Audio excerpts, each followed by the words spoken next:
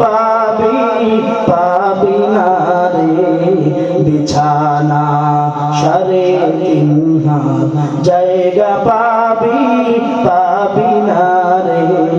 বিছানা তুমি যাদের লাগি শুধুই পাগল পাড়া যেতে হবে একলা একা কেউ যাবে না তারা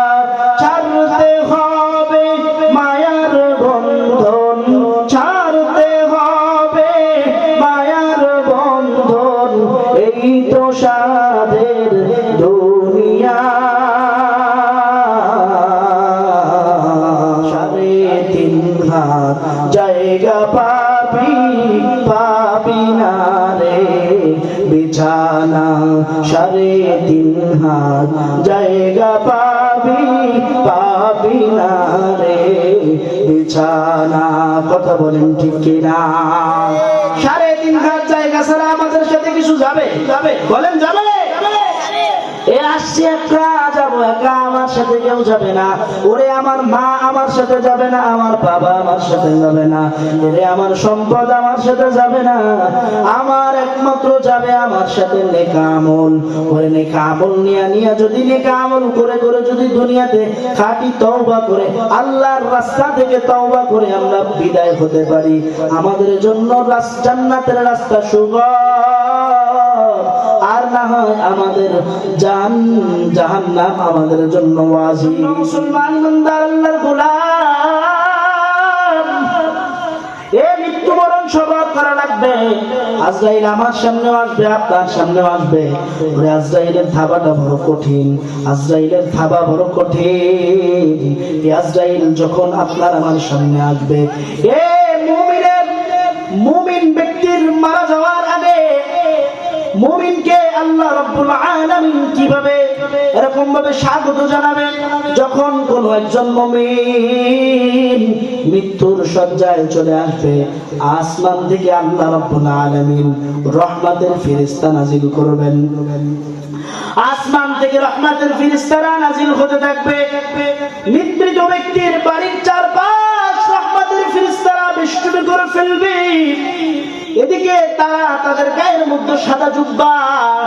তাদের মাথার মধ্যে থাকবে পাগড়ি তারা জান্নাত থেকে বেশকো আম্বরের একটা চাদর নিয়ে আসবে কি নিয়ে আসবে বলেন আমার দিকে খেয়াল করেন জান্নাত থেকে একটা চাদর নিয়ে আসবে এই চাদরটা নিয়ে তারা মৃত ব্যক্তির সামনে দাঁড়াবে তাকে ডাক দিয়া বলবে হ্যাঁ ইমানদার তোমার কোনো চিন্তা নাই তোমার কোনো ভয় নাই আমরা তোমার কোনো ক্ষতি করব না এদিকে মালাকুল মাউত তিনি আসবেন বড় একটা পাগড়ি পরিধান করে তিনি স্বাভাবিক একটা মানুষের মতো মৃত ব্যক্তির সামনে আসবেন মৃত ব্যক্তি তাকে দেখে মৃত হাসবেন এবং তিনি বলার চেষ্টা করবেন যে হুজুর এসেছে অনেক হুজুর এসেছে এদেরকে একটু বসতে দেন এদেরকে একটু আপ্যায়ন করেন কিন্তু সে বলতে পারবে না খালি চোখ ঘোরাবে আর মিষ্টি মিষ্টি করে হাসবে মৃত ব্যক্তি তার দিকে মৃত হওয়ার আগে মরণ হওয়ার আগে আজরাইল যখন সামনে আসবে ফেরেশতারা বলবে ও ইমানদার তোমার কোনো টেনশন নাই তোমার কোনো চিন্তা নাই তোমার নিশ্চিন্তে থাকো তার সামনে এরকম ভাবে জান্নাতের ছবি ধরা হবে যখন জান্নাতের ছবিটা তার সামনে ধরানো হবে এদিকে এই সুযোগে আজরাইল জানটা কবজ করে নিয়ে যাবে এই বাচ্চাদের যখন মুসলমানি দেয় যখন হাজাম বা ডাক্তার তাকে ভিন্ন ভিন্ন কথা বলে কি বলে না ভিন্ন ভিন্ন কথা বলে এই বোঝা কিনে দিব তুমি পারলে এইটা বলো ওইটা বলো এদিকে কিন্তু তার কাটিং টু ফিটিং শেষ কথা বলেন ঠিক কিনা আজরাইল যখন জানটা কবজ করবে ঠিক তখন তদ্রুপ ফেরেশতারা জান্নাতের ছবিটা দেখাবে বলেন না সুবহানাল্লাহ জান্নাতের ছবি দেখে বান্দা পাগল পারা হয়ে যাবে আমি কখনোই জান্নাতে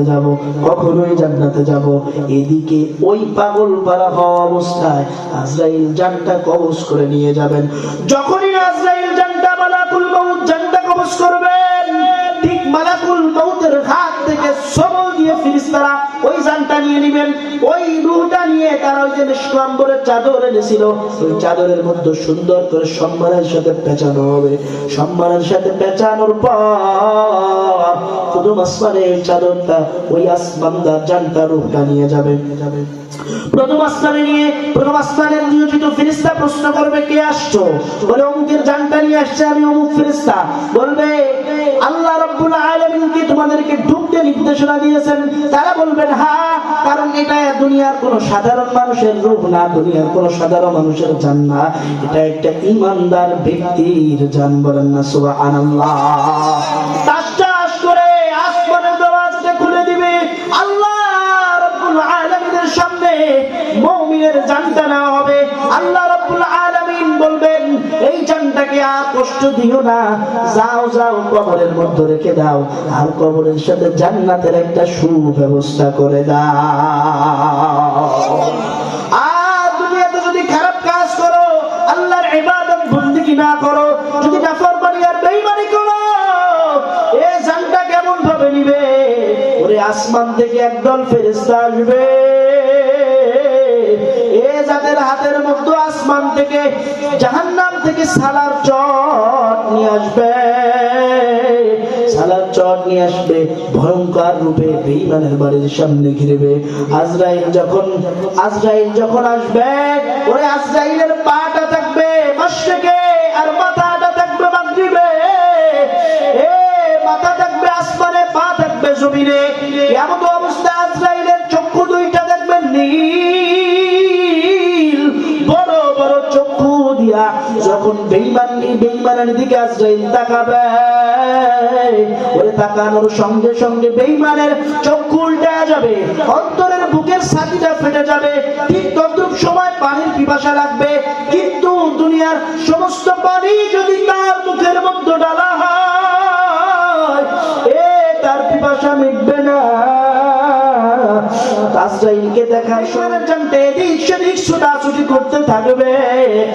তখন যখন ফেরেশতারা হাতের মধ্যে মুগুর নিয়ে, হাতুড় নিয়ে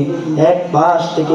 বাড়ানো আরম্ভ করবে, পায়ের আঙ্গুল থেকে বাড়াইতে যখন হাঁটু পর্যন্ত আসবে, হাঁটু থেকে বেরোতে তখন এভাবে আস্তে আস্তে বাড়াইতে সোজা করে ফেলবে। অতঃপর তার জানটা মুখ দিয়ে বের করে নিবে। বেঈমানের এত কষ্ট হবে, ঠিক তদ্রূপ সময় তার সামনে জাহান্নামের ছবিটা দেখানো হবে, ও ভয়ে আরো বিভোর হয়ে যাবে। হে যুবক ভাই, মৃত্যুবরণ করা লাগবে। আল্লাহর কোরআন শব্দ, নবীর হাদিস শব্দ, মৃত্যু একদিন বরণ করা লাগবে। একজন আল্লাহর ওলি বলেন, দুনিয়ার সব কিছু মিথ্যা, কিন্তু তোমাকে মৃত্যুবরণ করা লাগবে, এটা সত্য কথা। বলেন ঠিক কিনা?